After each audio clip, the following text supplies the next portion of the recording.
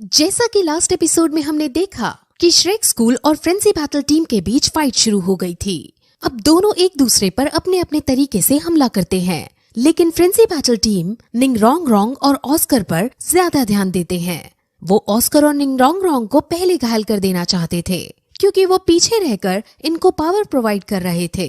अब frenzy battle team Oscar को नुकसान पहुंचाने की कोशिश करते हैं, लेकिन तभी टैंग शैंग उन्हें ब्लू सिल्वर प्लांट की मदद से रोक लेता है और अब सभी में बहुत फाइट होती है। लेकिन तभी टैंग शैंग को याद आता है कि ग्रैंड मास्टर ने कल हमें समझाया था कि हमें फ्रेंजी बैटल टीम में जो असिस्टेंस ब्रांच के लोग हैं उन पर अटैक करना है, क्योंकि इस टीम में जो असिस्टेड ब्रांच का वॉरियर है वो मिलेनियम रैंक पर है, यानी वो पीछे से उनकी स्ट्रेंथ को कई ज्यादा गुना बढ़ा देगा।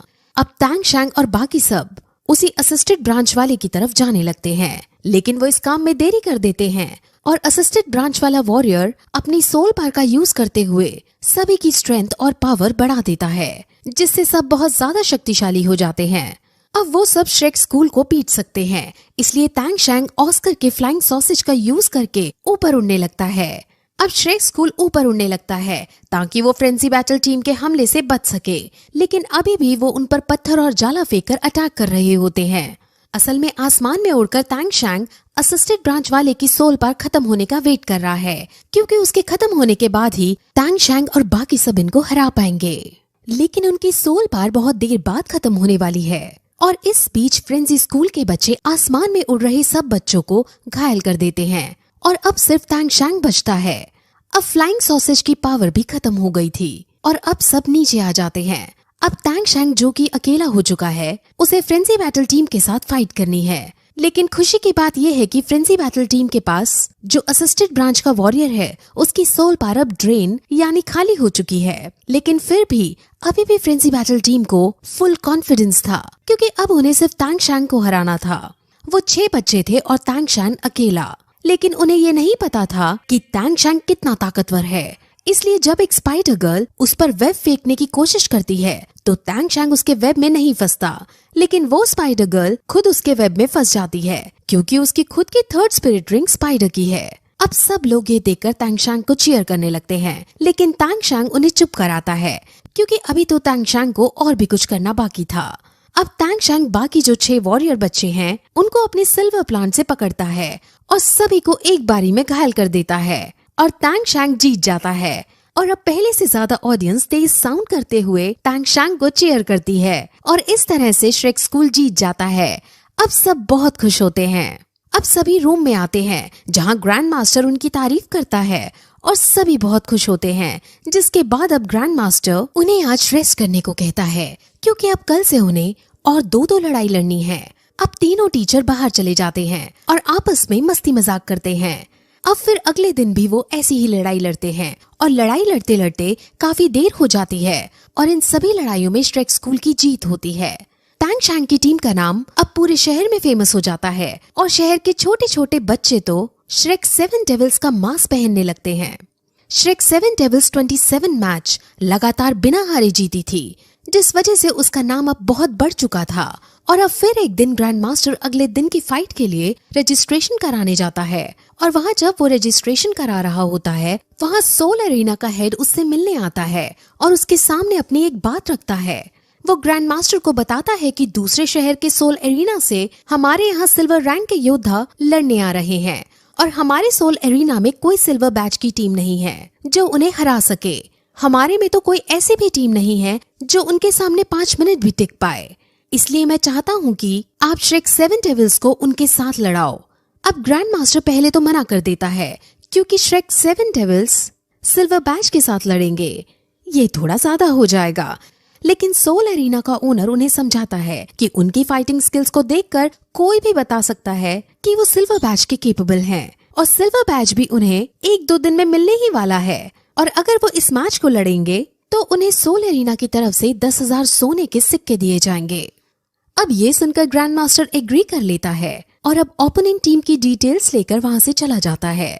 अब वो फिर रूम में आता है और सबको ये बात बताता है और कहता है कि जो 10,000 सोने के सिक्के आएंगे उनमें से सब 1,000 रखेंगे और जो 3,000 सोने के सिक्के होंगे उन्हें स्कूल की प्रोग्रेस में लगाया जाएगा, जिस पर सब एग्री कर लेते हैं। और अब वो ओपोनेंट टीम के टीम मेंबर्स के बारे में डिस्कस करते हैं। इनका अब बहुत लंबा डिस्कशन चलता है जिसमें ये अलग अलग ओपोनेंट को 1 बाय 1 डिस्कस करते हैं। अब उन्होंने क्या डिस्कस किया वो आपको मैच के दौरान समझाएंगे, क्योंकि अभी समझाने पर आपको सब कॉम्प्लेक्स लगने लगेगा और सब सर के ऊपर से जाएगा। तो अब सब तरह की प्लानिंग करने के बाद तांग शैंग अपने टीम मेंबर्स को मोटिवेट करता है और कहता है कि हमने 27 मैच लगातार जीते हैं, जिस वजह से हम ये मैच भी जीतेंगे और अपने स्कूल का नाम रोशन करेंगे। अब सब बहुत मोटिवेट हो जाते हैं और सब साथ में एक दूसरे को चीयर करते हैं। जिस टीम से उनकी लड़ाई होने वाली है उसका नाम एम्परर बैटल टीम है। वो बहुत ज्यादा शक्तिशाली टीम है। अब हमें इस टीम को दिखाते हैं जिसके पास अब उस टीम का लीडर आता है और वो उन्हें श्रेक 7 डेविल्स की सारी डिटेल्स बताता है और उन डिटेल्स को पढ़कर उन्हें भी समझ आ जाता है कि कल का मैच उनके लिए आसान नहीं होने वाला है। अब फिर अगले दिन मैच शुरू किया जाता है और इस बार सोल एरिना पहले से बड़ा डिसाइड किया जाता है और आज के मैच को देखने के लिए 20,000 ऑडियंस आए हुए थे, क्योंकि अब ये मैच बहुत ज्यादा बड़े लेवल पर होने वाला है। अब सब एक एक करके हीरोइक स्टाइल में रिंग के अंदर एंट्री मारते हैं और एक दूसरे की तरफ आगे बढ़ने लगते हैं। अब दीन ओपोनेंट टीम के लीडर को देखता है और वो उसे जाना पहचाना लगता है, जिस पर जब ग्रैंड मास्टर उससे इसके बारे में पूछता है तो दीन मैच के बाद उसके बारे में बताने का कहते हैं। अब रिंग के अंदर सब अपनी अपनी स्पिरिट सोल बाहर निकालते हैं और ये सीन देखने में बहुत ज्यादा अच्छा लगता है। जिसके बाद हम ओपोनेंट टीम के लीडर को देखते हैं जिसके पास ब्लू लाइटनिंग टी-रेक्स की सोल रिंग थी और ये बहुत ज्यादा स्ट्रॉन्ग पार है। 20 सोल टाइप में जो टॉप की सोल रिंग होती है उसमें से एक लाइटनिंग टी-रेक्स पार है।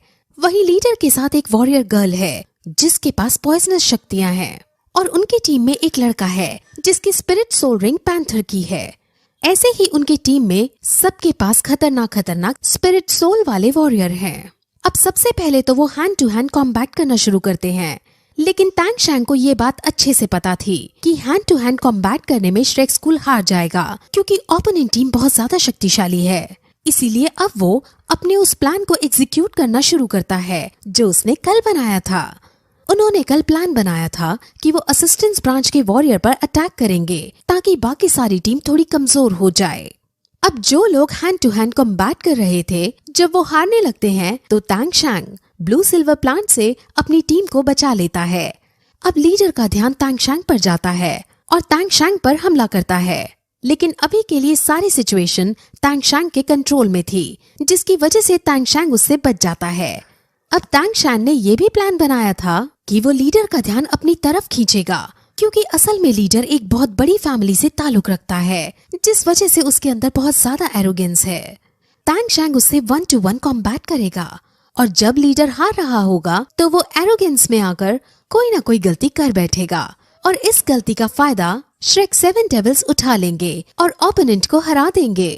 अब प्लान के अकॉर्डिंग ऐसा ही होता है और जब लीडर एरोगेंस में आकर अपनी एनर्जी, जिसका नाम फ्यूरी ऑफ थंडरबोल्ट है, उसको छोड़ देता है और तांग शैंग अपनी ब्लू सिल्वर प्लांट का यूज करके उसे न्यूट्रलाइज करने का डिसाइड करता है, लेकिन उसकी छोड़ी गई एनर्जी इतनी ज्यादा स्ट्रॉन्ग थी कि तांग शैंग उसकी एनर्जी को न्यूट्रलाइज नहीं कर पाता, जिस वजह से तांग शैंग का ये वाला प्लान फेल हो जाता है। हालांकि वो उसके अटैक को कई हद तक रोकने में कामयाब हो जाता है, जिस वजह से श्रेक 7 डेविल्स को ज्यादा नुकसान नहीं होता। अब फिर कैट गर्ल और बाकी सभी को गुस्सा आ जाता है और वो लीडर के अलावा बाकी जो ओपोनेंट वॉरियर थे उन पर अटैक कर देते हैं और अब इसमें श्रेक स्कूल जीतने लगता है।